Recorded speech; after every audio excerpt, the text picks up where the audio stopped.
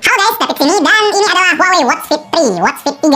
Kelihatan kayak Apple Watch nggak sih? Bentuknya itu sama-sama kotak. Entah ini strategi IQ 200 dari Huawei atau kebetulan doang, tapi momen launchingnya tuh terlalu pas sama berita atau derita Apple yang lagi digugat pemerintah mereka sendiri loh. Gara-gara mereka dianggap monopoli pasar, dituduh terlalu maruk, anti kompetisi. Salah satu contoh yang dikasusin ya soal Apple Watch yang dianggap terlalu eksklusif, cuma bisa connect sama iPhone, agak sama user Android dan kawan-kawan. Cuma yang namanya dunia bisnis ya tiap masalah selalu dianggap kesempatan buat orang lain. Kayak Huawei nih, timingnya bisa aja. Buat pertama kalinya mereka ngeluarin smartwatch layar kotak Huawei Watch Fit 3 yang mirip Apple Watch. Tapi tentu aja dia bisa connect ke banyak tipe HP ya. Android bisa, iPhone aman, Harmony OS punya Huawei apalagi. Dan jam ini juga dijual setengah harga doang. Harga barunya kurang lebih 2 juta ya, plus ada bonus TWS juga. Tepatnya berapa? Itu bakal baru diumumin tanggal 21 Mei pas dia launching di Indonesia. Setengah harga tuh, kalau dibandingin sama Apple Watch SE generasi 2 yang harganya itu 3.999 juta. Kalau yang SE pertama masih dijual juga, itu keluaran 2020, harganya 2.999 juta. Umurnya udah 4 tahun tapi tetap lebih mahal dari Watch Fit 3.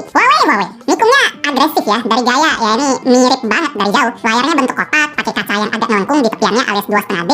Ada rotating crown juga, si bulat merah ini yang bisa dipakai scrolling. Ada function button juga buat shortcut atau fungsi lain. Dari watch face-nya yang ada bulatan di tengah plus data-data di pojokan. Dari strapnya yang pakai nilon ini sistemnya super praktis, tinggal lep. Udah ready. Smartwatch rasa Apple ini. Ya itu bagus atau enggak kita bisa lihat dari dua sisi ya. Pasti ada aja yang julid. Kok Huawei ikut-ikutan bikin smartwatch kotak? Ya kemarin mereka udah bikin yang bentuk persegi juga sih dari Fit 1, Fit 2. Tapi itu kan persegi panjang. Yang seri ketiga nih baru kotaknya bener-bener mirip sama yang sebelah. Entah karena ini permintaan pasar atau ya tadi Huawei pengen cari-cari celah buat comot pasarnya Apple Watch. Yang mana yang bener ya terserah lah. Yang penting hasilnya positifnya banyak. Ada jam kotak, harganya bersaing dan kualitasnya Huawei yang udah jagoan di dunia smartwatch. Saya udah test drive jam ini selama 3 minggu buat temenin saya ke Inggris juga. Dan saya bisa bilang dia nggak cuma ngandelin tampang doang, isinya juga kualitas. Misalnya dari bahan frame, Watch Fit 3 udah pakai aluminium alloy yang keras tapi enteng. Cuma 26 gram doang tanpa strap. Bodinya tipis di 9,9 mm tapi layarnya gede di 1,82 inci. Kalau dipakein di tangan kurus kayak saya masih berasa pas sih. Panelnya pakai hybrid AMOLED-nya Huawei dan yang nggak kalah penting layarnya ini juga terang banget ya, up to 1500 nits. Itu seberapa terang bang? Kalau angka doang nggak kebayang. Ya lumayan sih. Pas ditembakin matahari pantai siang bolong, isi layarnya masih kelihatan jelas. Udah lolos tantangan paling tinggi lah. Kalau ada situasi yang lebih terang lagi itu mungkin tukang las kali ya. Terus masih soal kualitas komponen, mesin getar yang dipakai di jam ini pun kualitas. Contohnya pas kita lagi puter-puterin crown, getarannya enak gitu. Feedbacknya pas,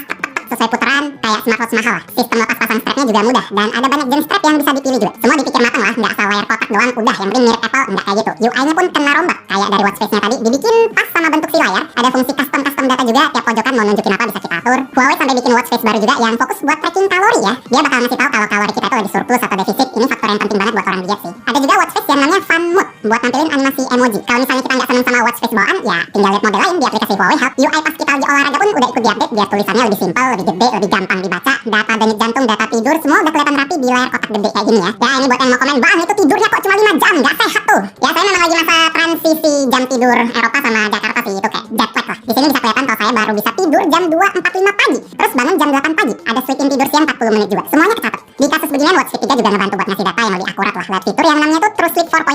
Lumayan, biar saya tahu semalam itu tidurnya jam berapa. Soalnya ngandelin merem doang tapi nggak tahu ketiduran jam berapa kan penasaran juga. Jadi ini biar bisa tahu situasi badan lah. Kalau mau data yang lebih lengkap gini kita bisa cek ke aplikasi Huawei Health ya. Kita bisa lihat data-data kemarin-kemarin, masalah kualitas tidur, denyut jantung, olahraga, semuanya dijabarin detail. Huawei ngeklaim kalau algoritma datanya itu udah lebih akurat lagi lewat sistem TrueSync 5.5. Fitur-fitur penting lain kayak built-in GPS juga udah ada. Itu biar kita nggak bergantung sama GPS HP pas mau mantau rute olahraga outdoor. Kalau tahan air ya udah pastilah wearables manapun harus tahan air, harus aman diajak berenang gitu-gitu. NFC pun sebenarnya ada, tapi di Indonesia fungsi yang aktif itu cuma buat gantiin kartu akses sih, kayak kartu member atau kunci apartemen atau buat kartu akses kantor juga bisa.